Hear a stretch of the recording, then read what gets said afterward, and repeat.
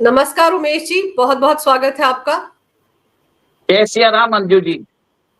जय Siya Ram. Sir, 20 trillion dollar का जो तेल और गैस का खजाना अंडमान निकोबार के समंदर में भारत को मिला है, उसमें अब खुदाई का काम शुरू हो गया है। तो ऐसे में तो इस खबर से बहुत सारे देशों को मिर्ची भी लगनी शुरू हो गई होगी।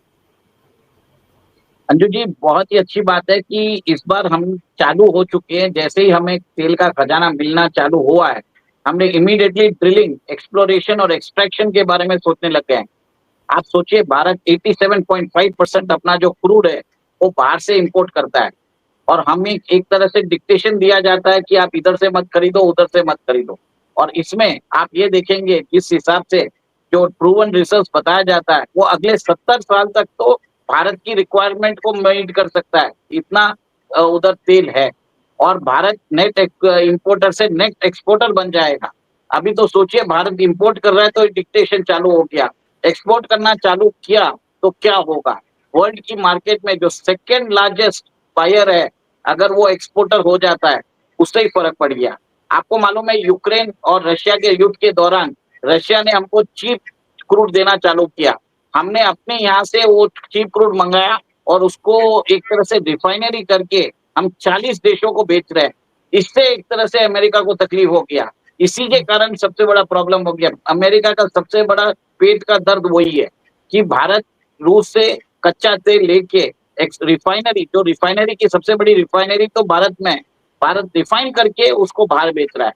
और आप सोचिए, अगर हमारे यहाँ पे तेल निकलना चालू हो गया और हम रिफाइन करके बेचेंगे तो कितना बड़ा नफा होगा। और आपको बता देता हूँ, एक जो क्रूड हम $70 पे लेते हैं बैरल, तो एक्चुअल उसका जो एक्सट्रैक्शन कॉस्ट $10 होता है। इतना लंबा फायदा है। उसके बावजूद आप ये देखिए, भारत से इतना तकलीफ हो गया है। अगर भारत पूरा कैपेसिटी इसको टैप कर देता है, और इन एडिशन अभी तक में वो हमने इसके अंदर रेयर अर्थ मिनरल्स का अकाउंट ही नहीं किया है। हमारे ओशन बेड में इतने सारे हमारे सी बेड में इतने सारे रेयर अर्थ मिनरल्स है। इसके कारण चाइना अपनी शिप्स इधर भेजता रहता है। आप सोचिए, चाइना बेवकूफ नहीं है जो हम्बन टोटा पोर्ट ऐसे ही लिया होगा। हम्बन टोटा पोर्ट लेके ये इंडियन ओशन रीजन में और समुद्र के अंदर जाके वो पूरा एक तरह से रिसर्च कर रहा है कि हमारे समुद्री बेड में कितने रेयर अर्थ मिनरल्स है। और आज की डेट में मानो नहीं मानो, चाइना के पास बढ़त है for on in ocean, ocean के अंदर से उसके पास जो टेक्नोलॉजी है, इवन अमेरिका के पास नहीं है आज की डेट में। और साथ ही साथ उमेश जी, आपको याद होगा वो तस्वीर पीएम मोदी की, जब वो अंडमान निकोबार के समुद्री तट पर बैठे थे और मालदीव में किस तरह से आग लग गई थी। और अब तो भारत सरकार वहां पर बड़े पैमाने पर टूरिज्म को बढ़ावा देने की कोशिश भी कर रही है। अभी अभी हाल ही में आसियान कंट्रीज जो है, 10 देशों की ऑन बोर्ड क्रूज शिप पर एक बैठक भी करवाई गई है भारत सरकार की तरफ से, ताकि टूरिज्म को बढ़ावा मिले। देखिए, आसियान कंट्रीज के साथ भारत का अभी से नहीं, हिस्टोरिकल रिलेशनशिप भी है। चोला डायनेस्टी का जो एम्पायर था वो कंबोडिया तक जाता था। अब भारत सोच रहा है कि हमें हार्ड पावर की जरूरत नहीं है, हमारा सॉफ्ट पावर ही मोर देन इनफ है। तो इसके लिए वो कल्चरल टूरिज्म, क्रूज डिप्लोमेसी लेके वहां पे भारत के अंदर अपना जो वाटर लाइन है, वाटर उसको डेवलप कर रहा है। वाटर कोस्ट, जो भारत का जो कोस्ट लाइन है, इट इज अराउंड 7,500 किलोमीटर। और एक्सटेंडेड इकोनॉमिक जोन के अंदर अगर देखा जाए तो 11,500 किलोमीटर का हमारा हमारा एक तरह से कोस्ट लाइन है। उसके अंदर भी आपको बता देता हूँ, भारत क्या कर रहा है, हमारा सागर माला प्रोजेक्ट को इंटरग्रेट कर रहा है इसके साथ, ताकि हम हमारा इंटरनल जो रिवर वाटरवेज है उसको भी यूज कर सकते हैं, उसको भी डेवलप कर सकते हैं, कोस्टल वाला भी डेवलप कर सकते हैं। और कोस्टल से द्वारा हम क्रूज, एक तरह से क्रूज रेवोल्यूशन भारत में लेके आ सकते हैं, जिसमें समुद्री यात्रा को बढ़ावा दिया जाए और इससे कनेक्टिविटी किया जाए जो आसियान नेशंस है। इवन जैसे समझ लीजिए, श्रीलंका है, कंबोडिया है, श्रीलंका, सिंगापुर है, सब जगह आप शिप से ट्रेवल कर पाओगे। और एक और एक चीज है, जापान ने तो बोल ही दिया है, अंडमान एंड निकोबार आइलैंड में वो उसको स्मार्ट आइलैंड बनाने को तैयार है, जिसके अंदर पूरा एनवायरमेंटल सेफगार्ड्स रखेगा, मैरीटाइम का भी सेफगार्ड्स रखेगा, इकोलॉजिकल बैलेंस को भी रखेगा, सस्टेनेबल डेवलपमेंट की बात कर रहा है। वो एक चीज बोल रहा है कि हम ग्रो करेंगे प्रकृति के साथ रख के, प्रकृति से खिलवाड़ करके नहीं करेंगे, वो भी बात कर चुके हैं। तो अगर ये सब कुछ होता है, जैसे कि द क्रूज भारत मिशन है, उस पर भी बड़े पैमाने पर काम हो रहा है, तो इससे फायदा क्या होगा? आपको लगता है कि हमारे जो टूरिस्ट मालदीव जैसे कंट्रीज में जाते हैं, वो भारत में अंडमान निकोबार की तरफ भी आना शुरू करेंगे? देखिए, अंडमान निकोबार जो है एक तरह से अनएक्सप्लोर्ड है, हीरा है। आप समझ जाइए, पीएम मोदी जी ने कितनी बार बोला है कि आप अपनी डेस्टिनेशन वेडिंग आप बाली मत जाइए, आप दूसरी कंट्रीज में मत करिए, आप भारत के अंदर करिए। और कहीं ना कहीं अंडमान में आप देखेंगे आगे जाके जो wedding reception, wedding tourism, destination wedding का मार्केट बहुत बड़ा है। अंडमान के अंदर जो हैवलॉक आइलैंड है, हैवलॉक आइलैंड का राधानगर बीच को बोला जाता है कि one of the most pristine beaches in Asia, Asia का सबसे क्लीनेस्ट बीच है। वहां पे जाके एक स्वर्ग है, अभी तक किसी को मालूम नहीं है, अनएक्सप्लोर्ड है, अनटैप्ड है। और एक चीज है अंजू जी, वाटर लेवल भी बढ़ रहा है धीरे धीरे। तो आइलैंड के अंदर जो बताते हैं कि जो पहले जो एक तरह से सी वाटर एंटर करता जा रहा है, ये कभी 10 या 15 साल में लूट भी हो सकता है, ऐसी बात बताया जा रहा है लोगों का। सर, जो आसियान कंट्रीज है, अगर उनके पोर्ट्स आपस में मिल जाए, रिवर्स को मिलाया जाए, तो आपको लगता है कि इससे बड़े पैमाने पर बहुत ज्यादा फायदा भारत को भी होने वाला है? देखिए, आपने देखा होगा भारत ने रेल कनेक्टिविटी बढ़ाया, ट्रैक्स बहुत ज्यादा बढ़ाया, ठीक है। अगर हमारा उनके साथ कल्चरल टूरिज्म बढ़ता है, तो आपने देखा होगा ट्रेन के अंदर मालगाड़ी भी चलती है, पैसेंजर गाड़ी भी चलती है। अगर हमारा टूरिज्म बढ़ता है उनके साथ, तो सोचिए कितने सारे सर्विसेज बढ़ेंगे, ट्रेड बढ़ेगा, सर्विसेज बढ़ेगा, टूरिज्म बढ़ेगा। तो इससे एक दोनों के बीच में व्यापार बढ़ने का चांसेस है, तो एक दूसरे के बीच में टूरिज्म बढ़ने का चांसेस है, कल्चरल इंटीग्रेशन की बात हो सकती है। भारत के बारे में जो भ्रांतियां फैलाई गई है अब्रॉड, उसको एक तरह से we will be able to counter that also. और सेकंड, आप ये सोचिए ना कि जो टूरिज्म अभी जिस हिसाब से बात किया जा रहा है कि आज की डेट में भारत के अंदर 4-5 लाख पैसेंजर्स ही क्रूज के थ्रू ट्रेवल करते हैं। अगले 5-6 साल में वो बोल रहे हैं कि 1.5 मिलियन मतलब 15 लाख टूरिस्ट रहेंगे जो अब्रॉड से ट्रेवल करेंगे। 10 लाख टूरिस्ट रहेंगे जो इनलैंड वाटरवेज यूज करेंगे। इनलैंड वाटरवेज में बताया जा रहा है जो सागरमाला प्रोजेक्ट है उसको कनेक्ट किया जाएगा, जिससे आप हमारे जो रिलीजियस प्लेसेस ऑफ वर्शिप है उसको आप क्रूज से ही ट्रेवल कर सकोगे। और जैसे आपको मालूम है केरला के अंदर जो एलेपी बैक वाटर्स है उसको भी डेवलप किया जा रहा है। आपने ये भी सुना होगा कि जितनी भी जो पोर्ट्स है, भले ही वो चेन्नई हो, विशाखापट्टनम हो या फिर कोची हो, सब जगह जो फैसिलिटीज है बढ़ाया जा रहा है। वहाँ पे एक तरह से टर्मिनल्स लगाया जा रहा है, ई वीजा स्टैंपिंग के लिए मॉडर्न टर्मिनल्स बनाया जा रहा है, ताकि वहाँ पे टूरिस्ट को एक तरह से कोई भी तकलीफ ना हो। और बहुत सारे क्रूज कंपनी तो चालू भी हो चुके हैं भारत के अंदर, जो आपस में कनेक्टिविटी प्रोवाइड कर रहे हैं। और जैसा आपने कहा कि स्मार्ट आइलैंड बनाने का एक प्रोजेक्ट है, भारत जापान के साथ मिलकर कर रहा है। सर, एक आइलैंड है जो भारत ने कभी श्रीलंका को दे दिया था, कच्चा थीवू आइलैंड। आपको लगता है कि उसको वापस लेने का मुद्दा भी उठेगा? क्योंकि अभी श्रीलंका की तरफ से कहा जा रहा है कि वो तो हमारा है, उसको तो हम कभी नहीं देंगे, भारत के मछुआरे वहां पर आकर मछलियां पकड़ते हैं वगैरह वगैरह। तो आपको लगता है कि आने वाले समय में उसको लेने की बात भी होगी? मेरे को लगता है कि श्रीलंका खुद ब खुद दे देगा, जब उसको मालूम पड़ेगा कि जो इकोनॉमिक बेनिफिट्स है वो भारत के साथ रह के जो इकोनॉमिक बेनिफिट्स और भारत की जो पर्यटक है वहां पे जाना चालू करेंगे। क्योंकि ये जो कनेक्टिविटी है सिर्फ आसियान के साथ नहीं होगा, इवन श्रीलंका के साथ होगा। और भारत के अगर टूरिस्ट उधर जाते हैं और अगर वो आइलैंड को अगर वो डेवलप होता है और आइलैंड के साथ कोलंबो के पास के आसपास के एरिया भी डेवलप होते हैं, जाफना पेनिनसुला के, तब उनको समझ में आएगा इट इज बेटर कि हम भारत को दे भी दें। तो भारत उसको डेवलप भी कर सकता है। श्रीलंका के पास आज की डेट में पैसा नहीं है और वो चाइना को देगा नहीं, क्योंकि भारत ने क्लियर कट बोल दिया हम्बनटोटा पोर्ट देख के आपने बहुत बड़ी गलती कर दी है। तो और आपने देखा कि कैसे 2 साल पहले राजपक्षे जब छोड़ के भागा था देश, भारत ने एक तरह से श्रीलंकन इकोनॉमी को स्टेबिलाईज किया था। तो श्रीलंका, मेरा मानना है, ये आइलैंड खुद ही दे देगा। अभी नहीं देगा, अभी तो उनके भी पॉलिटिकल कंसिडरेशन रहेंगे, वो देना भी चाहते रहेंगे तो वहां के लोकल लोग देने नहीं देंगे। अब उनको समझ में आएगा, जब हमारा जो आइडिया है एक्शन में तब्दील होगा और उसके कारण जो इकोनॉमिक बेनिफिट्स है श्रीलंका को छोड़ के भारत और बाकी कंट्रीज को दिखेंगे, तब श्रीलंका खुद अपने पास साथ आएगा कि हम भारत के साथ ये जो कोऑपरेशन है बढ़ाना चाहते हैं और इसके लिए हम सोचते हैं कि आप कच्ची जो आइलैंड है आप ले लीजिए। ये आपस में ऑफर होगा। जब इकोनॉमिक बेनिफिट्स मिलता है ना, सब लोग सारे डिस्प्यूट खत्म हो जाते हैं। ये मेरा मानना है। उमेश जी, लेकिन कितने करोड़ों का प्रोजेक्ट होगा ये? जैसे कि सागरमाला प्रोजेक्ट के बाद अगर ये द क्रूज भारत मिशन है, ये कितने करोड़ों के प्रोजेक्ट होंगे और कितने लोगों को इससे फायदा हो सकता है और बाकी देशों को भी इससे कुछ ना कुछ फायदा तो मिलेगा ही मिलेगा ना। भारत अपने फायदे की बात तो करता ही नहीं है, सबको साथ लेकर ही चलता है।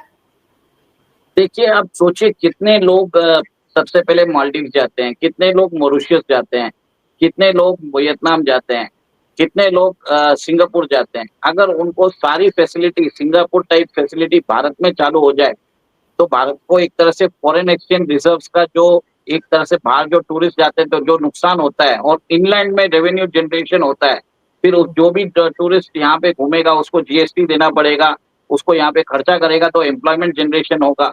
तो पूरी इकोनॉमी एक तरह से इसका जो है इमेजिन करना मुश्किल है।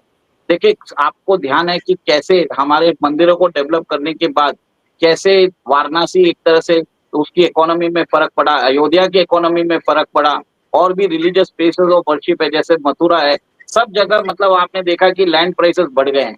मतलब जो 2019-20 से तो अभी 10 गुना बढ़ गए हैं लैंड प्राइसेस। अब ये यही जो चीज है ये भी हमारे कोस्टल एरिया में करने की बात की जा रही है। अब इसके अंदर जो होगा इम्प्लीमेंटेशन में होगा और इम्प्लीमेंटेशन में ऐसा है कि मेरा ये मानना है कि जिस हिसाब से भारत सरकार कॉन्शियस है और मोदी जी जाने जाते हैं अपने इम्प्लीमेंटेशन के लिए, और अगर ये होता है तो भारत की कोस्ट लाइन के पास जो लैंड है उनके भी वैल्यू बढ़ जाएंगे। सब लोगों को मालूम है कि भारत के टूरिस्ट ही बाहर जाके एक तरह से वहाँ की इकोनॉमी को बढ़ाते हैं। इवन आप टर्की का देख लीजिए, अजरबैजान देख लीजिए, वो जो भारत के अगेंस्ट काम करता है वहां पे भी 10% टूरिस्ट भारत के रहते हैं। इतनी ज्यादा है क्योंकि we are 1/6 of the world population. हमारे पास वो क्रिटिकल मास है, हमारे पास जो है यंग पॉपुलेशन है who wants adventure, who wants to explore. वो एक तरह से हिस्टोरिकल साइट्स को एक्सप्लोर करना चाहते हैं। भारत में फैसिलिटीज नहीं होने के कारण वो बाहर जाते हैं और ये फैसिलिटीज अगर भारत अपने देश के अंदर देना चालू कर देगा तो इसका जो फायदा है एक्सपोनेंशियल है। अभी मैं इसके ऊपर मैं कोई फिगर नहीं दे सकता, बट जो रिवाइवल जो अयोध्या का हुआ है, वाराणसी का हुआ है, वैसा ही रिवाइवल हमारी कोस्टल लाइन में होगा। क्योंकि आप क्या करोगे, देश के जो सागरमाला प्रोजेक्ट को क्रूज जो मिशन है उसके साथ कंबाइन करते जा रहे हो और उसके साथ सिर्फ ये टूरिज्म नहीं है, उसके साथ बढ़ेगा ट्रेड, उसके बाद साथ बढ़ेगा सर्विसेज। अगर आप समझ लीजिए इंटरनेट कनेक्टिविटी प्रोवाइड करते हैं तो अगर कोई एम्प्लॉय पहले अगर समझ लीजिए पहले बोलते थे कि वर्क फ्रॉम होम की बात हुई है, फिर बाद में लेजर एट वर्क भी चालू हो जाएगा। लोग अगर सोने के 15 दिन हम अंडमान जाके भी बैठ जाएं, वहां पे भी हम अपना एडवेंचर कर सकते हैं, हम काम भी कर सकते हैं। तो एक तरह से उनकी जीविका को भी फर्क नहीं पड़ेगा, उनका एडवेंचर भी चालू हो जाएगा। तो देखिए, जो यंग होता है ना वो कहीं ना कहीं रास्ता ढूंढ लेता है। हम सोच भी नहीं सकते, वो दोनों तरीके से काम कर लेगा, वो अपना काम भी करेगा, वो एक्सप्लोरेशन भी करेगा। ये हमने देखा है कि आपने ये देखा होगा बहुत सारे टूरिस्ट जो रहते हैं वो बाहर से आके भारत में रहते हैं, 3 दिन 4-4 महीने तक रहते हैं। वो रहते कैसे हैं? Similar type of work, similar type of एक नया एक तरह से एडवेंचर टूरिज्म विद वर्क वो चालू हो जाएगा क्योंकि कनेक्टिविटी बढ़ जाएगी, लोगों प्राइसेस कम हो जाएंगे तो लोग उसको अफोर्ड भी कर पाएंगे और लोग चाहते हैं आज एक्सपीरियंस लेने का। तो मेरा ये मानना है कि this can not be substantiate. Experience को हम मॉनेटरी टर्म्स में हम नहीं देख सकते क्योंकि जैसा एक्सपीरियंस आएगा वैसा वैल्यूएशन भी बढ़ेगा। और फिर एक चीज और है ना कि अंडमान निकोबार में तो हमारा एयरफोर्स का भी एक स्टेशन बन रहा है ना, क्योंकि पाक वहां से चाइना आप देखिए कितने नजदीक आ रहा है। तो अगर वहां पर ये सब गतिविधियां होंगी तो चाइना को तो सबसे ज्यादा तकलीफ होगी। देखिए, चाइना को तो तकलीफ होनी ही है, इसके लिए वो हम्बनटोटा पोर्ट में अपनी सबमरीन भेजता रहता है और भारत जब भी कोई टेस्टिंग करता है तो वो एक तरह से क्या डेवलपमेंट हो रहा है वो देखने की कोशिश कर रहा है और उसके लिए उसने हम्बनटोटा पोर्ट लिया है। पर भारत ने भी उसको काउंटर करने के लिए स्ट्रेट ऑफ मलाका के पास अदानी ने सबांग पोर्ट ले लिया है और आपको ये भी मालूम है कोलंबो पोर्ट भी अदानी ने ले लिया है। अभी ऐसा हो सकता है कि हम्बन-टोटा एक तरह से चाइना का डेड इन्वेस्टमेंट हो सकता है। तो कुछ सालों में हम्बन-टोटा को एक तरह से चाइना खुद ही बेचेगा भारत के साथ, क्योंकि आज चाइना कॉम्पिटिशन पे आ चुका है। अब थोड़े दिनों में उसको समझ में आएगा कि भारत से कॉम्पिटिशन करने से मतलब नहीं है, कोलैबोरेशन करने में मतलब है। तो we are forcing China to become our collaborator rather than competitor. तो ये जब ऐसा होगा कि जब हम अपनी शक्ति बढ़ाएँगे, हम अपने, क्योंकि एक चीज़ नोट कर लीजिए, जब तक आप पावर नहीं दिखाओगे, लोग आपको सम्मान नहीं करेंगे। और भारत ने क्या किया है अभी 72,000 करोड़ का इन्वेस्टमेंट किया है अंडमान एंड निकोबार में। वहाँ पे एक सेंट्रल कमांड भी बना दिया है और वहाँ यहाँ से चेन्नई से लेके अंडमान तक, पोर्ट ब्लेयर तक उन्होंने डेडिकेटेड जो इंटरनेट लाइन है वो भी एक तरह से दे दी है। तो वहाँ पे कनेक्टिविटी बढ़ रहा है। और आप ये सोचिए कि अगर ये सब फैसिलिटीज उधर आ जाती है तो जो फेवर्ड डेस्टिनेशन हम बोलते हैं चेन्नई, बैंगलोर, बॉम्बे, आने कुछ सालों में आप देखेंगे कि Port Blair will become the much more sought destination than Chennai and Bangalore also, क्योंकि एक तरह से सेंट्रल पॉइंट पे रहेगा, सिंगापुर के साथ रहेगा। वो जितने भी आसियान कंट्रीज है वो समृद्ध नेशन है, वो चाहेंगे ऐसी जगह से ऑपरेट करना, भारत की ऐसी जगह से ऑपरेट करना जहाँ पे टाइम ड्यूरेशन कम होता है। तो उसमें सबसे ज्यादा फर्क किसको पड़ेगा? पोर्ट ब्लेयर को पड़ेगा। पोर्ट ब्लेयर बहुत पास में ही है। तो मेरा ये मानना है कि अंडमान के अंदर तो जो हमने अभी तक जो प्रॉपर्टी के वैल्यूएशन के जो एक्सप्लोजन देखेंगे वो फिनोमिनल होना पड़ेगा मेरे ख्याल से। जिस हिसाब से समुद्र लैंड को खा रहा है और उसके हिसाब से जिस हिसाब से इन्वेस्टमेंट बढ़ेगा, पोटेंशियल बढ़ेगा, तो कम से कम आप सोच लीजिए अगर आज का दाम रहेगा तो मेरे ख्याल से 40 से 50x हो सकता है अगले 5-10 सालों में। सर, अगर भारत इस तरह से अपना दबदबा बढ़ाता है समंदर में, तो वो जो साउथ चाइना सी है, जहां पर कोशिश हमेशा चाइना की रहती है कि उसका दबदबा रहे, उसका एकाधिकार रहे, तो उसको भी तो झटका लग सकता है ना इस पूरे प्रोजेक्ट से। कनेक्टिविटी बढ़ जाएगा। कनेक्टिविटी बढ़ने से क्या होगा कि जितने भी देश है उधर, जैसे वियतनाम है, फिलीपाइंस है, वो भारत से एक्सटेंडेड ट्रेड करेंगे। और अगर कनेक्टिविटी इतनी बढ़ जाती है कि भारत की डिफेंस फोर्सेस, भारत की अगर क्रूज, भारत की पैसेंजर, भारत की कंटेनर सब अगर उधर चालू हो जाएगा तो सोच लीजिए फिनोमिनल एक तरह से एक्सचेंजेस चालू हो जाएगा। और जो स्ट्रेट ऑफ मलाका है बताता है 60% ऑफ द वर्ल्ड जो कंटेनर ट्रैफिक है उधर से गुजरता है। और एक तरह से भारत उस जगह स्ट्रेटेजिक पॉइंट पे है, तो कोई भी जो कंट्री है भारत को डरा नहीं पाएगा। चाइना को भी समझ में आ जाएगा कुछ दिनों तक कि भारत के साथ कंपटीशन में कोई फायदा नहीं है। और एक तरह से जब वो देखेगा कि कोलैबोरेशन में मुझे जो फायदा हो रहा है, तो वो जो चाइना और सबको पैसा दे रहा है सब बंद करके भारत का कोलैबोरेटर बन जाएगा। वो एक ही चीज बोलेगा भारत को कि आपका इंडियन ओशन रीजन में आपको दे देता हूँ, साउथ चाइना सी में आप नजर मत गड़ाओ। तो भारत भी एक तरह से स्ट्रेटेजिकली वो अपनी जो फॉरेन पॉलिसी है रिकैलिब्रेट कर देगा कि बोलेगा भाई साहब आईओआर मेरा है, साउथ चाइना सी आपका है, आप उधर देखना है, इधर देखना, हमारे यहाँ पे मत आना। तो भारत वो फोर्स कर रहा है चाइना को, और कुछ सालों में होगा, क्योंकि सब जगह आप देखेंगे ट्रेड और इन्वेस्टमेंट जो होता है सारी दुश्मनियों को खत्म कर देता है। आपको मालूम होगा जापान और चाइना के बीच में कितनी दुश्मनी है, फिर भी जापान चाइना का सेकंड लार्जेस्ट इन्वेस्टमेंट और ट्रेडिंग पार्टनर है, क्योंकि सबको मालूम है उससे फायदा जो होता है ना, ट्रेड का फायदा, वो सारे इंटरनेशनल डिस्प्यूट को खत्म कर देता है। भारत भी वही कोशिश कर रहा है कि चाइना के साथ बिना युद्ध लड़े हम उनके साथ एक दोस्ती कर सकें। जब चाइना को समझ में आए कि हमारे साथ दोस्ती करने में फायदा है, कोलैबोरेशन में फायदा है, कंपटीशन में नहीं है, वो चाइना को अभी समझ में आ जाएगा थोड़े दिनों में। सर, भारत के साथ तो चाइना को थोड़े दिन में समझ में आ जाएगा, लेकिन लगता है डोनाल्ड ट्रंप के साथ तो समझ में आ चुका है। अब देखिए ना किस तरह से डोनाल्ड ट्रंप की फैमिली चाइना में इन्वेस्ट कर रही है, किस तरह से दोनों के बीच ट्रेड हो रहा है। पहले टैरिफ को लेकर कितना बवाल था, अब तो उसको भी कम कर दिया है अमेरिका ने। तो ये सब नफे नुकसान की बातें हैं। लेकिन सर, एक सवाल ये कि ये सब कुछ जो भारत अब कर रहा है, पिछले 10-11 साल में कर रहा है, ये पहले भी तो किया जा सकता था। क्या पहले की सरकारों का ऐसा विजन नहीं रहा जैसा विजन मोदी सरकार का है? पहले की सरकार अंडमान निकोबार और लक्षद्वीप को भारत का भाग समझते ही नहीं थे। वो हमेशा सोचते थे कि भारत का जो बाउंड्री है वो हमारा सिर्फ लैंड है। उनको हमारा जो कोस्टल लाइन है उसका पोटेंशियल के बारे में मालूम नहीं था। इनफैक्ट ये मालूम इनको ये भी बताया गया था नेहरू जी को कि हमारे पास बहुत सारे तेल रिजर्व है, आप इसको एक्सप्लोर करिए। पर नेहरू जी तो एक तरह से, नेहरू जी हो, इंदिरा जी हो या राजीव जी हो, किसी ने ध्यान नहीं दिया। वो तो एक तरह से देश के अंदर एक तरह से अपना जो प्रोपेगेंडा सेट करने के तैयार बैठे थे। देश के उनको उन्नति में उनको कोई भी एक तरह से इंटरेस्ट नहीं था। आप सोचिए, सिंगापुर और केरला 1945 में एक जैसा ही था। मतलब वहां पे भी कोकोनट के झाड़ के, यहाँ पे भी केरला जैसा था। पर आज सिंगापुर एक कहाँ पहुंच गया है, केरला वहीं पे है। हमारा कोस्टल लाइन इतना हम लोगों ने नुकसान किया है, और जिसके कारण आपने देखा है कि वहां पे जितने भी प्रॉब्लम्स है वो नॉन डेवलपमेंट के कारण हुए हैं। आप ये देखिए, सबसे बड़ा प्रॉब्लम ही यही है कि वहां पे विजन नहीं थी ये कांग्रेस सरकारों को।